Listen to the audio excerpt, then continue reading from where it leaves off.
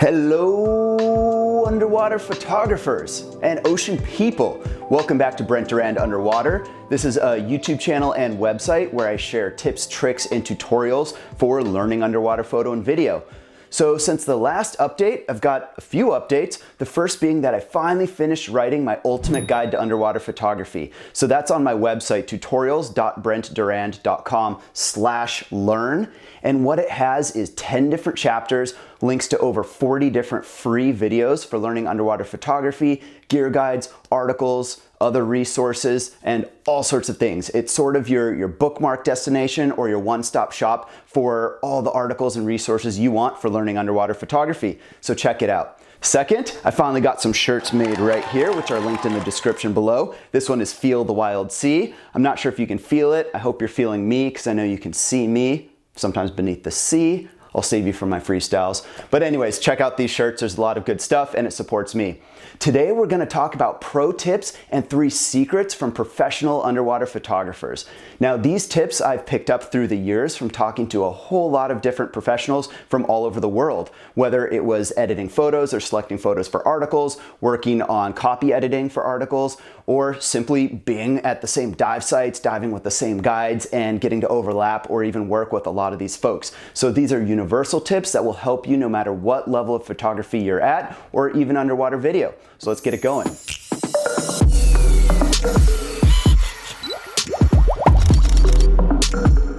Pro photo secret number 1. This tip is to have others, your peers, take a look at your images. Not only will they give you feedback, you can go into some of the big forums out there online and get a lot of great feedback from people or post your photos on Facebook for feedback. But what I'm talking about is find a collection or a collective of photographers about your level or at the level you're striving to be at and ask them to review your images. One, you'll get great feedback, but more importantly, they are going to have different styles and tastes and preferences than you might have. So for instance, let's say you want to submit 10 photos to a photo contest or to your magazine publisher if you're a pro.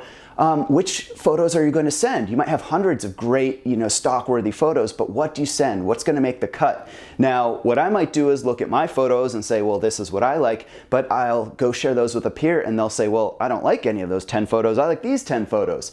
And you get where I'm going with this. If you have other people give you feedback on your images and tell you which images they feel are your best, you might get some real good surprises. You could even do this by sharing on social media. See what images will get the best response from people, because odds are those are going to be your most popular images and those are the ones you'll want to submit to photo contests or for any projects you're working on. Pro secret number 2, and this is probably not a secret because I know you've heard it before. You probably heard me say it in my video tutorial linked here, talking about how you can practice underwater photography from home.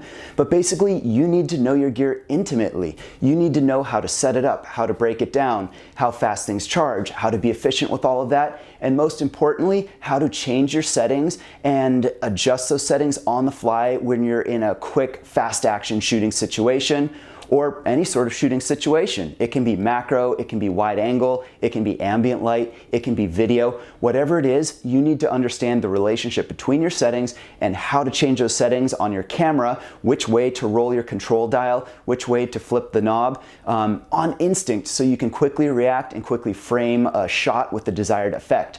So you don't have to be on your scuba vacation to do that. You can practice using your camera and changing these settings. Do it with your eyes closed, maybe in your bedroom or in the living room, and practice working through those settings. Okay, if I twist the knob right, is the aperture gonna go up or down? Those are the types of things. If you take the zoom knob on your dome port on the camera, if you're shooting with an interchangeable lens camera with a zoom lens, which way do you twist the knob to zoom in or zoom out? Those are things that are going to be mission critical if you have big marine life coming at you or swimming away. You're going to be able to quickly spin, recompose, and shoot. Those are some of the differences and some of the reasons that pros can capture these amazing shots during fast action. They know exactly what the settings do, they know exactly how to change them, and as they're there in the moment, they're able to stay in contact with the marine life, to feel the scene, to see the scene, right there.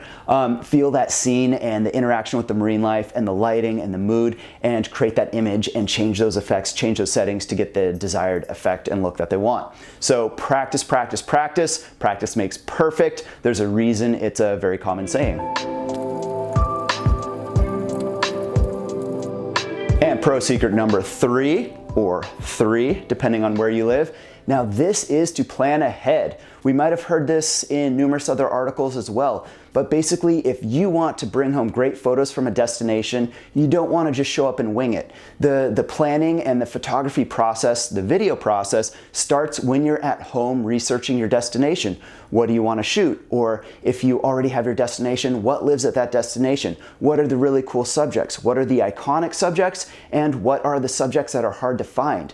You probably will want to build a plan on what you want to see, what you want to shoot, and what style of shots you want to get. So first, I always like to find those iconic shots, the ones that will really tell the story about the location, the destination. These are the subjects that people know live at a lot of these places and are big indicators of where you shot your photos or where you traveled for anyone who knows their marine life and underwater photography. Once I've captured those iconic shots, then I'll start looking for more of the unique shots, the artistic shots, the rare critters and things like that, because at that point you can devote your time to it. So by having a plan up front, you can really bring home these great images that really tell a story from your destination, which is essential if you're putting together a photo portfolio, whether it's for social media or for a magazine or other publisher to print. And it doesn't stop there. Once you get to the destination, talk to the dive operator, talk to your dive guide, see what they've been seeing lately. Is there anything unique in the water? Is there a cool critter that they know lives at a certain dive site that they can take you right to? Those are the little secrets that will help, and I guarantee you're friendly, you're nice with your dive guide. Talk to them even before you do your first dive. Let them know, hey, here's my plan, what do you think? Do you want to help? And just create this experience together. You're going to get better results because your guide will be in it with you. They'll have your list of subjects you want to see, and you start ticking those off the list as you go. So you can really bring home those photos when you work well with your dive guide and build that partnership and that teamwork, and that includes sending the photos of your guide that you shot of them to them. That includes sending them some of the photos of the critters you had, because those are the things that will make all the difference. Those are the secrets of the pros, and that's how you really get those shots.